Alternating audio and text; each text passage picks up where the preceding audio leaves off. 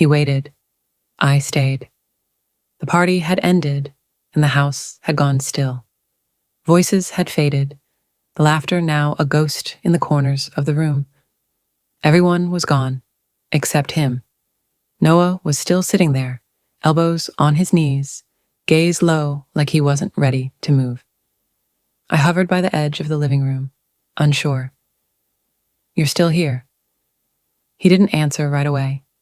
Then slowly, he looked up at me. His voice was quiet, even. "Waiting to see if you'd say something." That stopped me. I didn't know what I'd expected, but not that. So I did. The kitchen speaker still hummed with a soft piano track, mostly forgotten. 2 wine glasses sat half full on the coffee table, one tilted a little too close to the edge. The last lamp glowed gold, like the room was holding its breath. I walked back toward the couch, each step soft against the rug. A dish towel hung loose in my hand. Noah hadn't moved. I sat down beside him, folding the towel across my lap. "Say what, exactly?" He didn't speak, didn't even shift. His fingers reached just slightly, grazed my sleeve. Maybe it was an accident, but I didn't move. He turned slightly toward me, then took my hand. Steady. No rush, just a quiet certainty in the way his fingers wrapped around mine. "You already know," he said. I didn't respond. I couldn't. My other hand stayed on the towel in my lap, but inside everything had already tilted in his direction.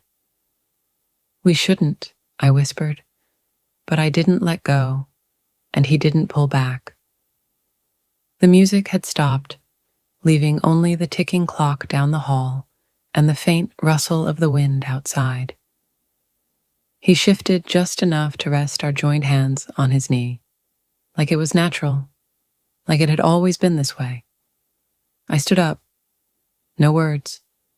I walked toward the hallway, not looking to see if he followed, but I heard the faint creak of the couch behind me and knew he had.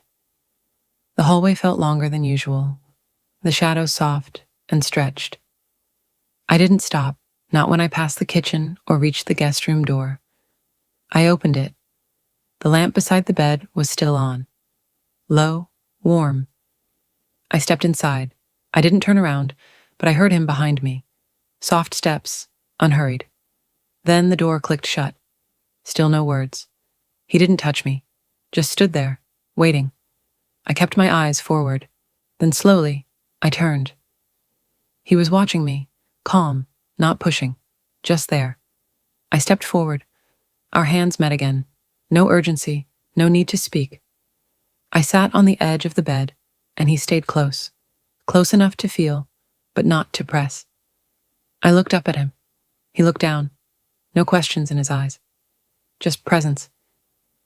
I moved my hand slightly. He didn't hesitate. He placed his in mine. It wasn't claiming. It wasn't a move. It was a choice. We sat like that for a long while. "I wasn't sure," I said finally, voice barely above the quiet. He didn't ask what I meant. He didn't have to. I turned just enough to meet his gaze, and that's when I saw it. That kind of stillness that isn't hesitation, but restraint. Not because he wasn't feeling, but because he was respecting what this moment meant. I reached out, small movement, enough to touch. And then he sat beside me. Not forward, not eager, just there. The same height, the same silence. Our shoulders close but not quite touching. I turned my palm up again. His hand found it. No squeeze, just resting. Just there. I felt my breath slow for the first time all night. The only sounds were the wind through the curtain, the faint ticking down the hall, and the old wood beneath us shifting with our weight. "I didn't think this would happen," I said softly. He didn't answer with words. His thumb moved slightly. Not a stroke, just acknowledgement. I thought it was just a feeling I should ignore. He didn't speak, didn't lean in. He just stayed, unbothered, steady, present. I looked down at our hands again, then up. We're not rushing anything, I said. No, he replied, and that was enough. We sat in the quiet that followed, not uncertain, just still. The silence didn't feel like something waiting to break.